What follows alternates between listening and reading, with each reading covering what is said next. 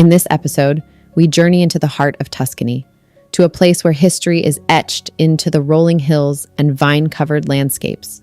We are exploring the magnificent Castello di Verrazzano, an ancient fortress turned world-renowned winery in the prestigious Chianti Classico region. From its strategic medieval past to its connection with the famed explorer who discovered New York Harbor, this castle holds centuries of stories within its stone walls.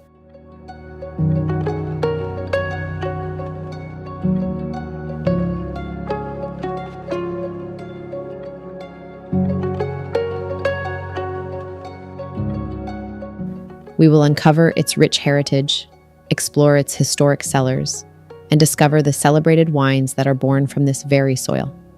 Prepare to be enchanted by the timeless beauty of Greve in Chianti. Join us on this journey with us. The Chianti Classico region, symbolized by the iconic black rooster seal, is a land of pastoral beauty. It's a place where every winding road reveals a new vista, every hilltop is crowned with a historic village, and every meal is a celebration of local flavors. Castello di Verrazzano is not just a destination, it's an immersion into the very soul of Tuscany, where the past and present live in perfect harmony.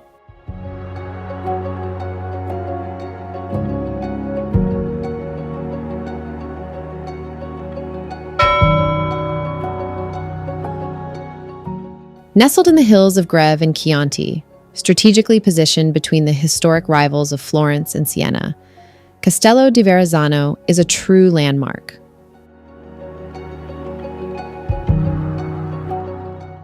Driving from Florence to Castello di Verrazzano takes about 45 minutes to 1 hour and is one of the most scenic journeys in Tuscany.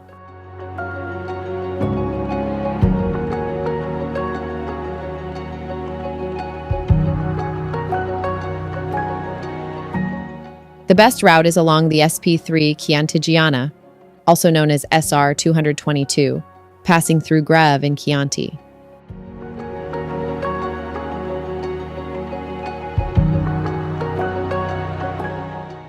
Falciani is a small locality just south of Florence that serves as a gateway into the Chianti countryside. Located along the Chiantigiana road, it marks the point where the urban landscape begins to give way to rolling hills, vineyards, and olive groves. As you pass through Falciani, the scenery quickly transforms into the classic Tuscan views that define the region. It's a quiet but important transition point on the scenic drive into Chianti.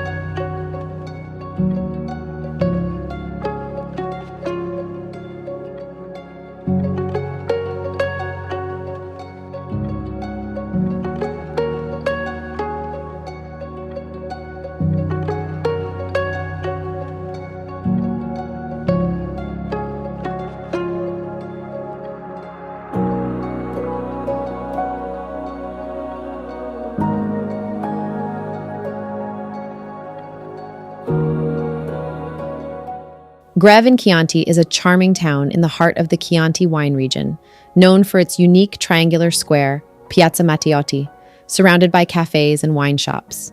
It's a perfect place to experience authentic Tuscan food and wine in a relaxed setting. This is also where our vineyard is located, making it a special stop on the journey. Here, the classic beauty of Chianti truly comes to life.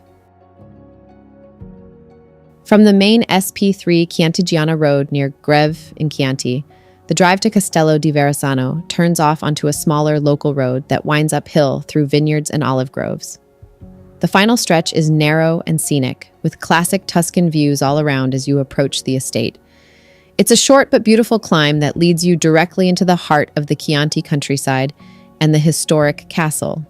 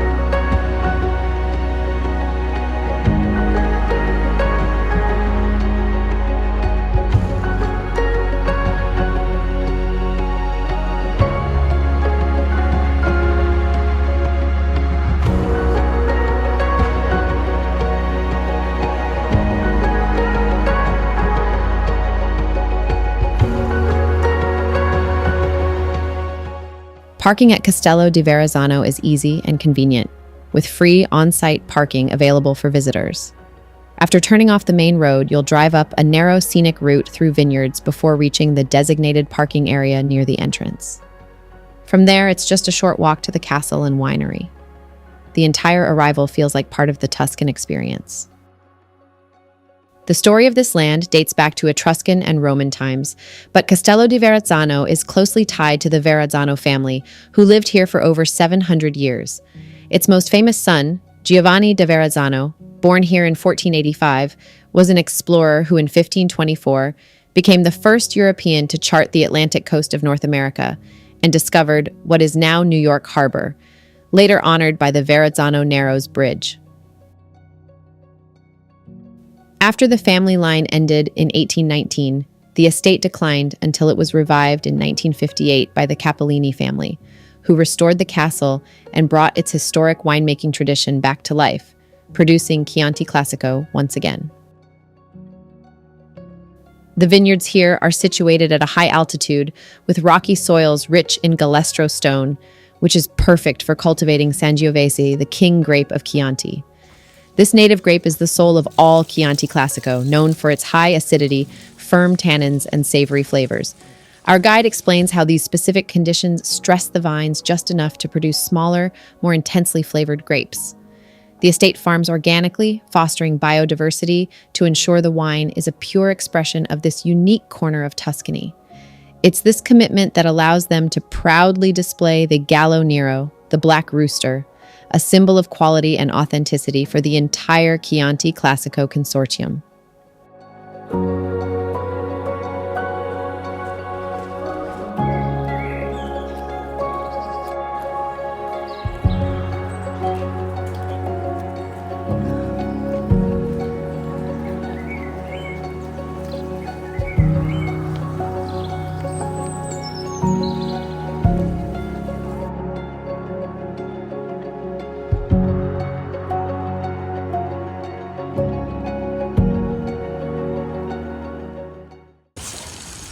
A shield with a sort of 8-pointed star that is a compass, is used in navigation to take the directions of the winds.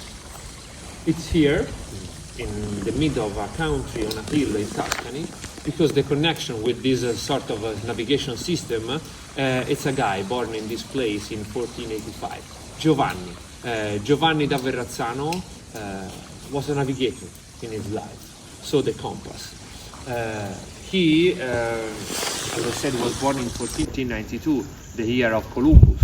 So in 1524, he had his own expedition. He went in France, asked to the King of France to start a journey under French flag to discover new territories.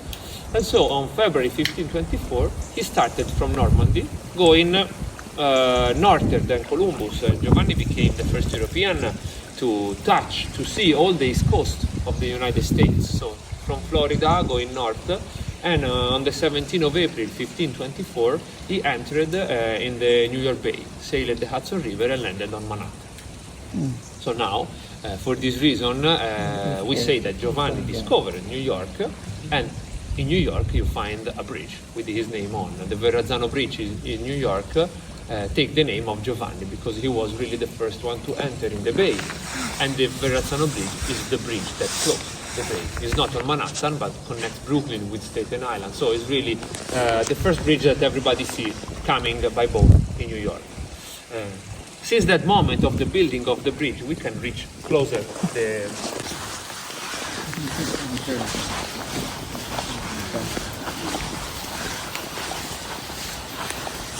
So since the moment, as I said, of the building, 3 stones are here.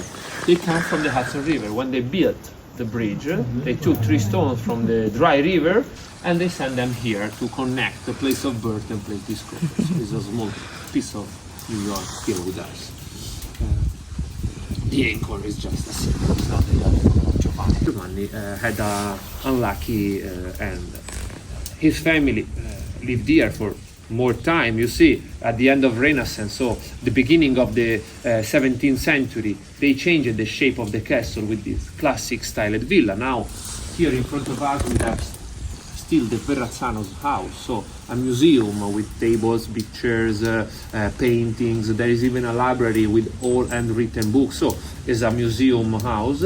On the right, the other side, the actual live house of the Cappellini.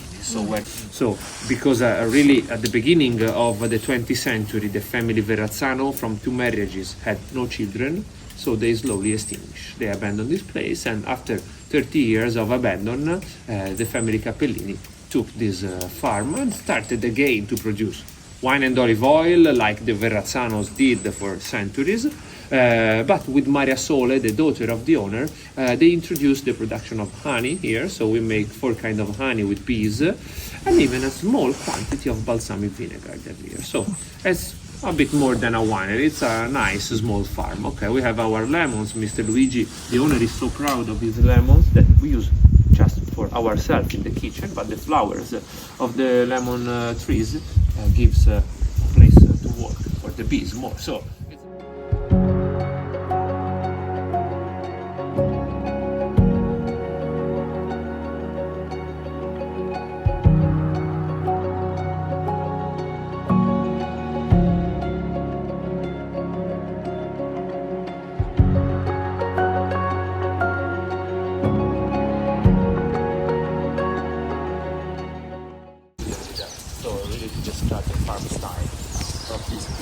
On the right, on the hill, the olive trees are going up. We already started the harvest of the olives last week, so we are close to the oil. A good beginning, let's say. Okay, good weather. We still have time to wrong everything in the cellar. So, Chianti Classico. Okay, this area is named Chianti, and so the wine made here since the beginning takes this name of Chianti Classico. Chianti Classico is an appellation, so it's certified, it's protected by rules, so we need to respect a lot of rules to produce it. The more important is the protection of the local area, so only from Chianti we can produce Chianti Classico wine, and only using Sangiovese, local Sangiovese, so cultivated here. We have to respect the 80% of Sangiovese, so you can even find blended Chianti Classico wines. 80% is Sangiovese for sure, 20 it's a bit of freedom for the winemaker. Okay, since the 2000 we can even blend with Sangiovese, Merlot and Cabernet Sauvignon, so international grapes. Of course maximum 20%, and they must be cultivated in Chianti. So the terroir, the soil, is the first rule to respect. Then Sangiovese, and then we can blend Sangiovese if we want. You can find regular Chianti Classico, you can find Chianti Classico Riserva, and even Gran Selezione. Okay, I need to tell you even this because it's what we are going to see inside the cellar. We have different shape of barrels for different ideas of production. So Chianti Classico is really the first level, and it requests 1 year of aging in the cellar, minimum. Then, if someone wants to age the Chianti Classico 10 years, no problem. We only have to respect the minimum. With Riserva, we can produce it respecting 2 years of aging minimum. 3 years or more allow us to make Gran Selezione. Okay, and these are. I'm going to explain better in front of the barrels this idea of production. Okay, let's go inside. To enter in this room is called the Vinsantaia, the room where we make Vinsanto. Okay, Vinsanto is the name of the local sweet wine. The only way to produce a natural wine, which is even sweet, is to dry the grapes. So we need to take off water from the berries to obtain a more sugar level inside. Okay, and the situation here is that is the waiting time for drying the grapes. Sweet wine, you said? Sweet dessert wine.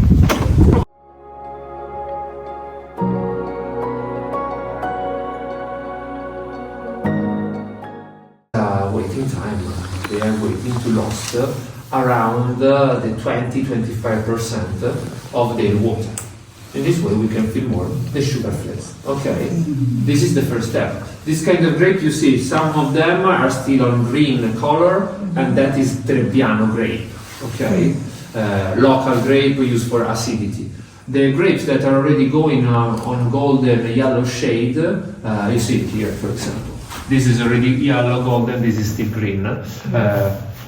Malvasia, the golden one. Okay, Malvasia is used for flavors.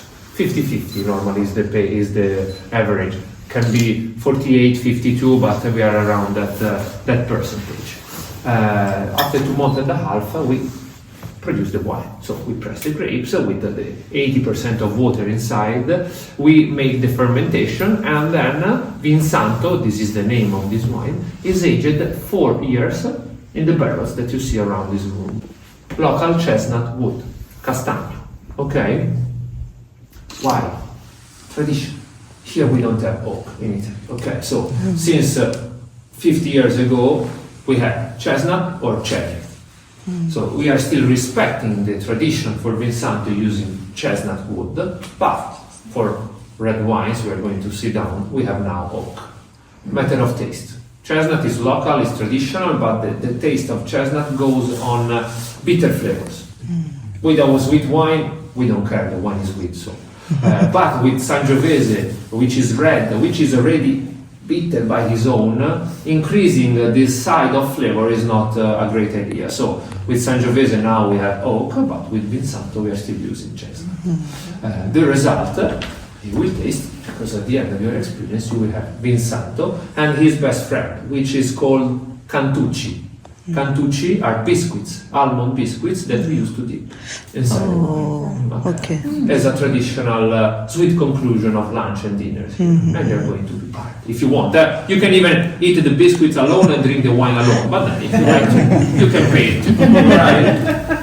Now, downstairs we enter in the Chianti Classico aging room. Smells good. Can I take a picture of you? Half of the tradition here, okay, because the dimension is still big, like in the past. The wood is different. This is French oak, okay. Here on the ceramic, you find again the banner of the family, so the compass on the shield. Our beginning of aging, Chianti Classico, first level of production. Bottle, and the wine is ready. For what? For our tables. Because Chianti Classico, by his own history, has always been the traditional red wine for food pairing in Tuscany. So we need something fresh, young and flavoring, not smooth, bold and heavy. Because we need to pair this wine, yes, with meat, but mostly in the past agriculture were poor people, so mostly with vegetarian dishes, so soup. Now it's autumn, so here is the season of dark cabbage, of zucca, so pumpkin. Even here we are full of pumpkin, porridge. So it's really the more vegetarian period of the year, autumn here, mushrooms, everything. So the history is ribollita, pappa al pomodoro, onion soup, legumi soup. And these dishes need red wines to be paired with, because they are not light. They are cooked 3-4 hours on olive oil and onion. So we have flavors, but we have even cooking time, structure in the plate. So we need a red wine. And this red wine must be fresh, must be sharp in mouth, because we need to clean the mouth from the residual of food, from the fat of the food. So we use a big barrel, because the bigger is a barrel, the less influence of the wood I have inside the wine. So in a big barrel, we preserve the original style of the wine. In the small barrels, we change a bit the wine, giving oaky flavor, giving smoothness, giving full round body in mouth. Okay? Otherwise, once you are going to taste soon the Chianti Classico, you will feel a bit of grip in your mouth, especially between tongue and palate. This is made by the tannins. And the tannins of the wine lives inside the wine. They are natural inside, they are proteins. More time I leave the wine in wood, more tannins I lose. So young, short aging, I feel the tannins, perfect to clean my mouth during food pairing. More time I leave, I lose tannins, I feel a more full body mouth, and I start to produce more complex kind of wines. Okay, so for example, now we are going to see the barrels for Riserva, for Gran Selezione, and they will be smaller than this. Because we have already the beginning, the table wine for history, and then we can produce even something smoother and softer. Okay, let's go to see.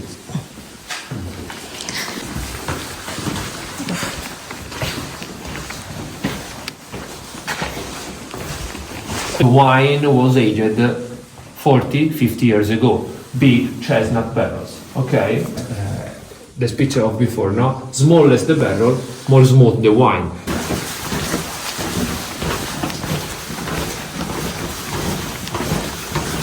Here we have 3 more, but these are the last.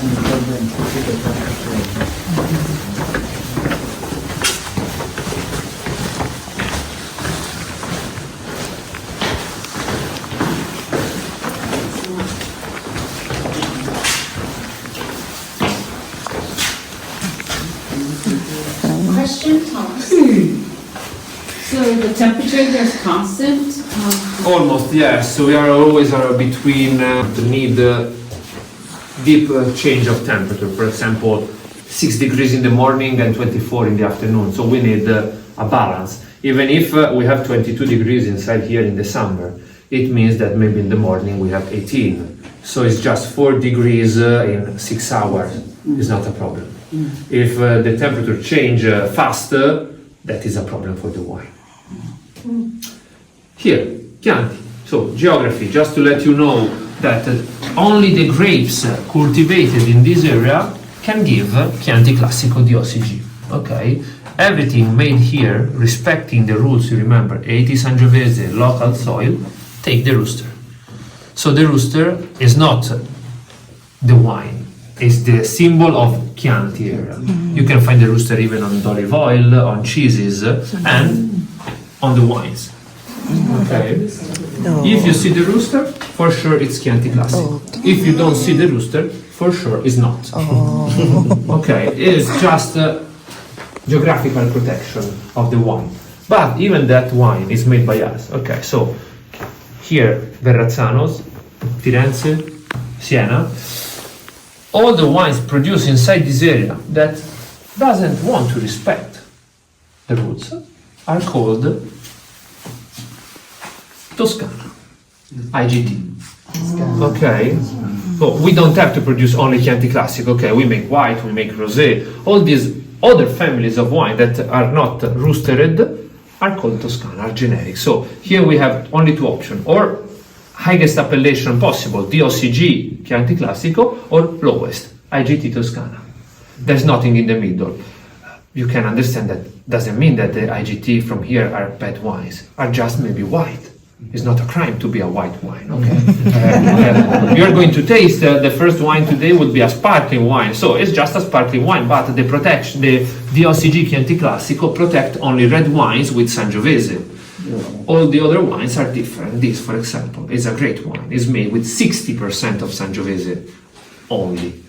And so it's not Chianti Classico. It's called IGT Toscana, but belongs to a family of wines called sometimes Super Tuscan. Super Tuscan define red wines produced all over Tuscany, made with an international style. An international style in the blend of the wine and in the aging. So in the blend it means that we have a nice amount of French grapes. In the aging means that the wine is aged in small barrels. Okay, so international style. It's not, again, a crime. It's just a more smooth and flavoring wine, because once I use grapes different from Sangiovese to Merlot, Cabernet, are smooth, are flavoring, are dark. So we give a more fascinating way to this wine. We exit from the DOCG, but we still produce important wines. Okay. The last wine today on your tasting, not the Vinsanto, the last red, would be our Super Tuscan. So you will taste the Chianti Classico, old traditional style, and even something, I can't say new because Super Tuscan were born in the 90s, so they are not so new, now are part of our family, but something more out of the tradition. All right, and then you can decide, because maybe you love more the Super Tuscan. Okay. And if you understand your taste, I will be happy anyway. If you love Sangiovese more than Merlot, or Merlot more than Sangiovese, it's not a problem. You need to know what you like. Okay? Fantastic. Now, we reach.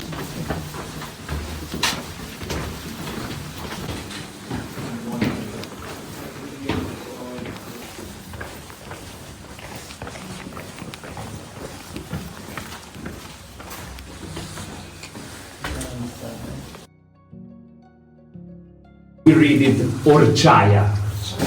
And here we have the private historical cellar of the family. Here, production, some bottles. Okay, so since 1958. You see, this way nobody is entering here since a long time, just to have it. You can't drink it.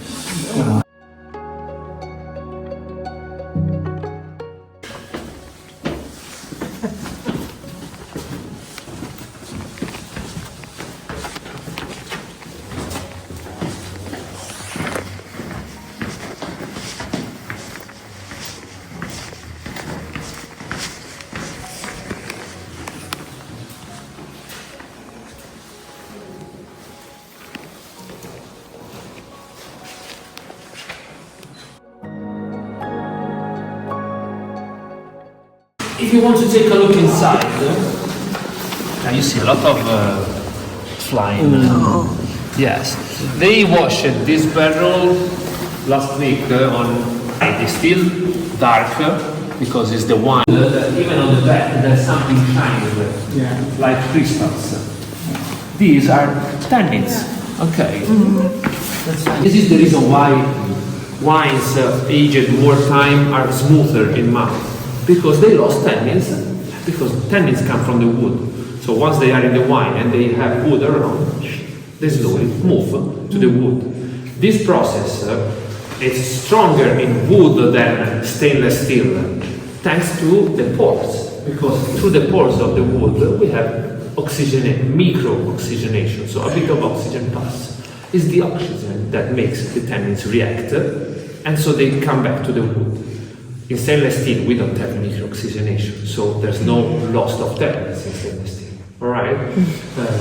This let the wine be smoother and softer. And these barrels are used for Reserva. Now we don't have the ceramic here. 3,300 liters almost, the dimensions. Okay?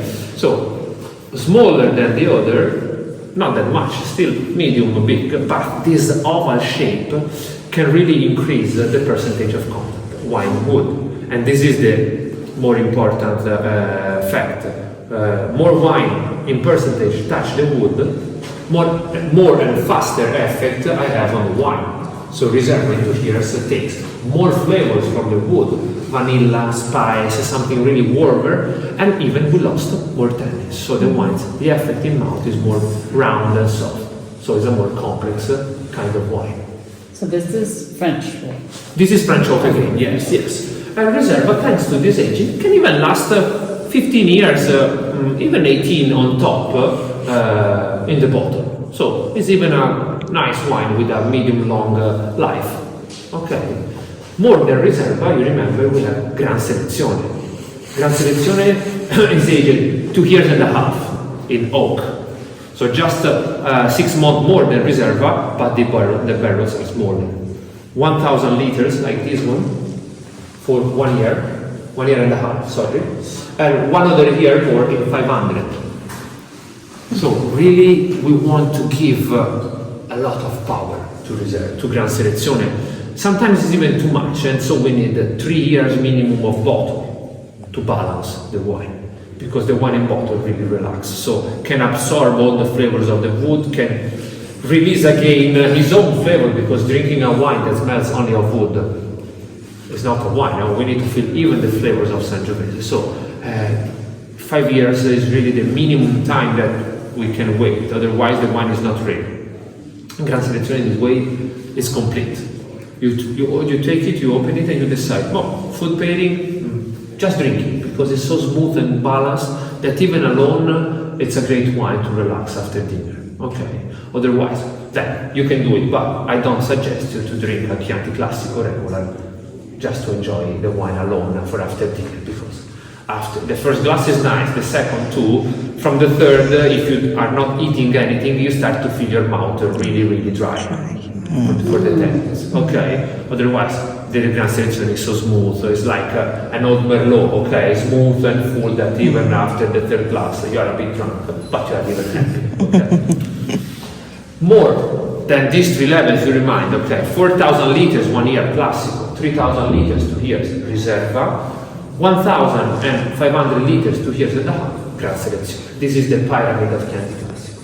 And then we have the Super Tuscan. Okay. The Super Tuscan is aged in 225 liters.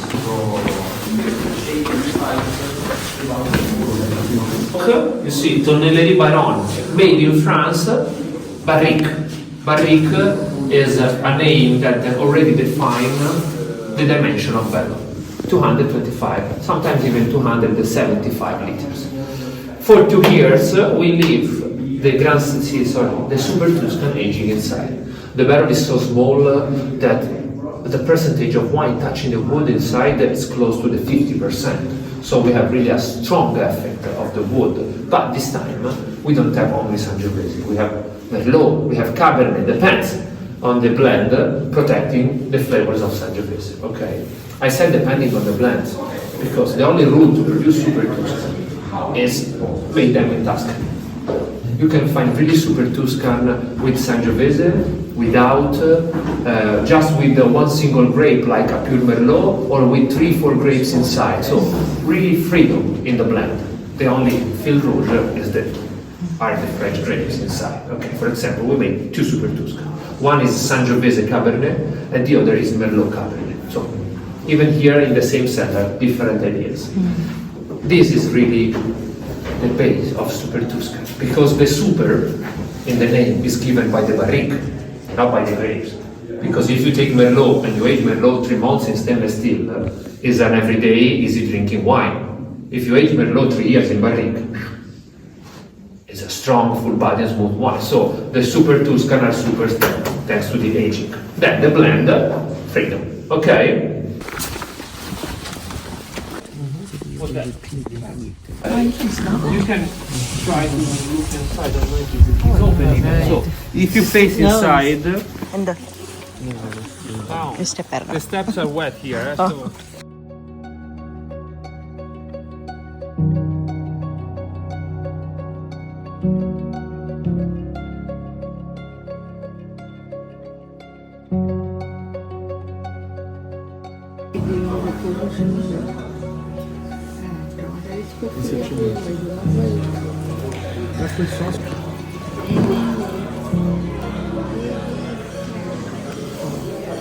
É da?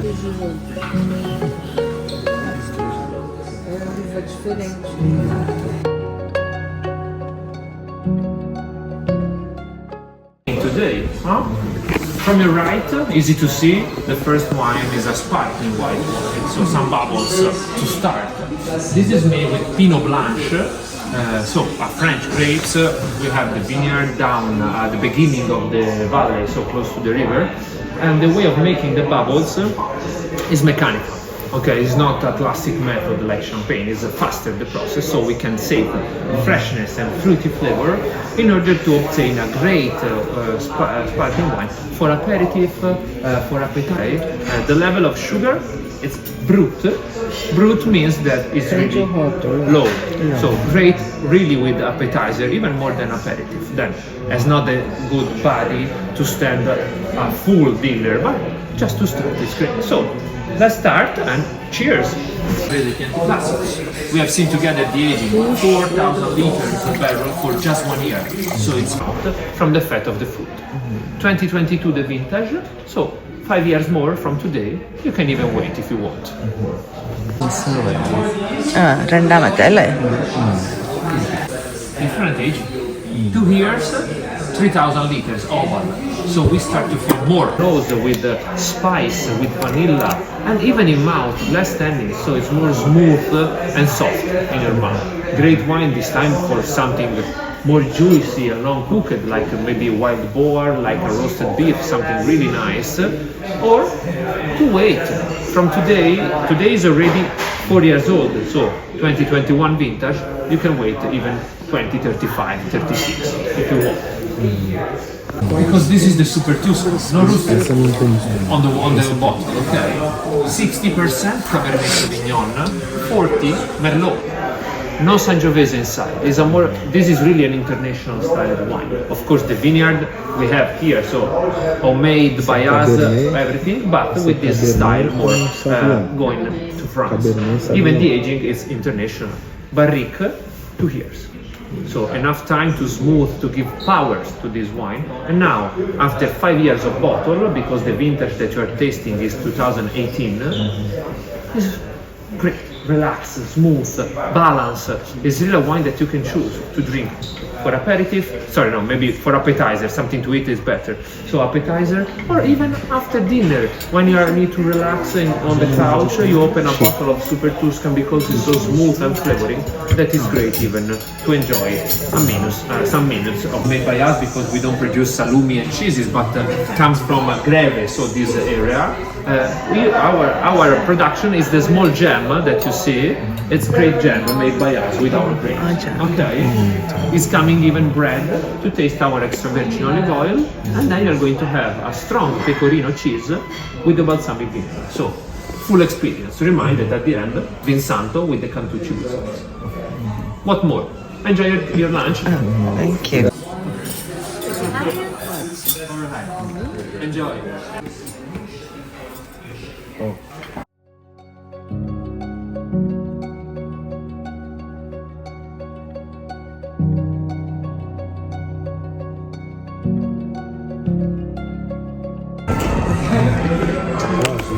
So this is how you pour it, no? Okay. So this is the way how we should have it, the olive oil? Yes, this is the tasting of the olive oil. It's 15. In 2 minutes, we have also balsamic vinegar with aged peppermint. Oh, thank you. Dip ചെയ്ത് എങ്ങനെയുണ്ട് combination? À noite, mudar open vinho. നല്ല Toda descabelada por causa do vento.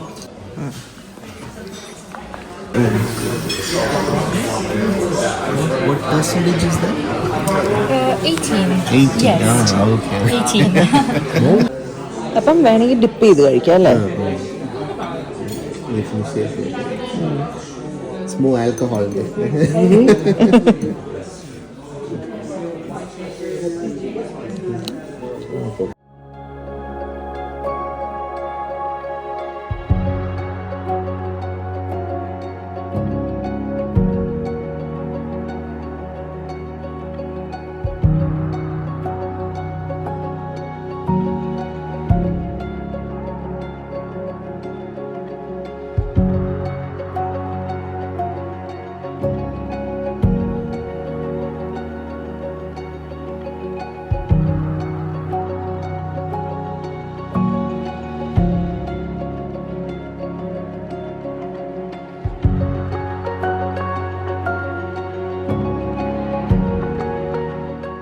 Castello di Verrazzano is known for its Chianti Classico wines made from Sangiovese, including Reserva and Super Tuscan blends, along with olive oil, honey, cured meats, and traditional aged balsamic vinegar. Guided tours take you through the vineyards and historic cellars, ending with wine tastings paired with Tuscan food. The estate store offers all these products, including their rich, slightly sweet balsamic vinegar, making it a great place to take home authentic Tuscan flavors.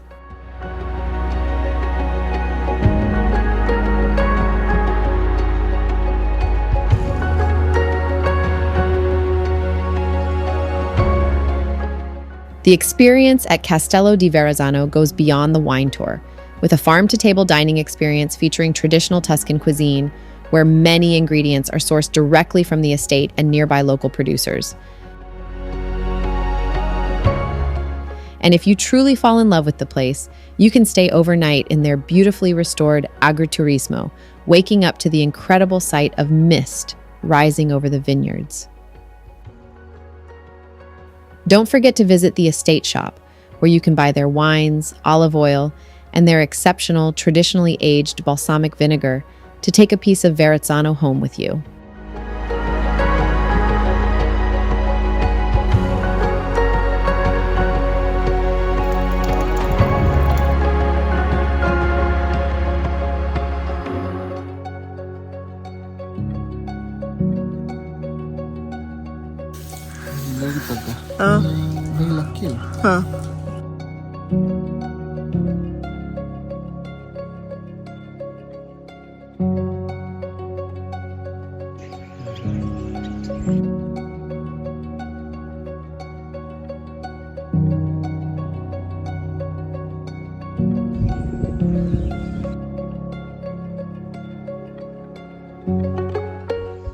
A visit to Castello di Verrazzano is far more than a simple wine tasting.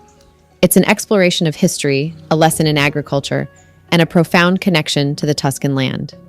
From the story of the great explorer who sailed across the ocean, to the dedicated family who rescued this estate and restored its glory, this is a place with a soul. Holding a glass of their Chianti Classico, looking out at the same hills Giovanni da Verrazzano once gazed upon, you feel like you are tasting a piece of that history.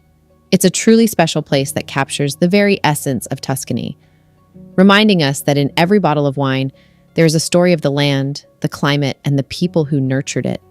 It's a taste of history, a sip of culture, and a memory to be cherished.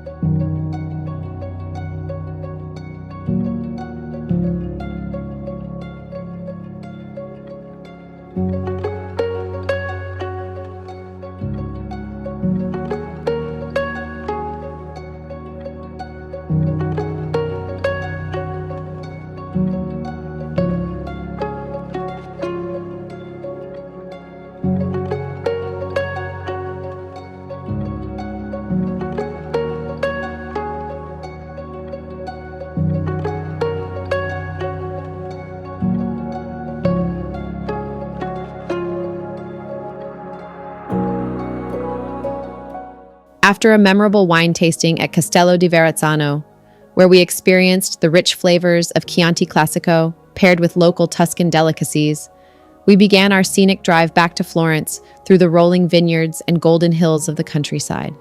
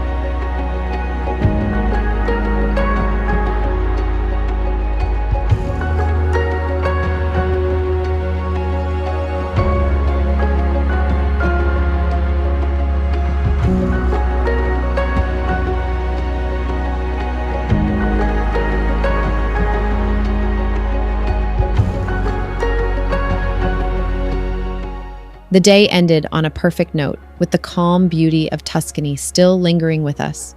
But this is just the beginning. Next, our journey continues as we head south towards the breathtaking Amalfi Coast, where dramatic cliffs, coastal drives, and vibrant seaside towns await.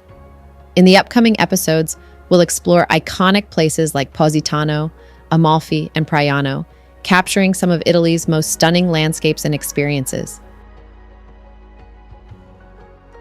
Thank you for watching. If you enjoyed this video, please like, comment, and share it with others. And don't forget to subscribe for more travel stories along the way.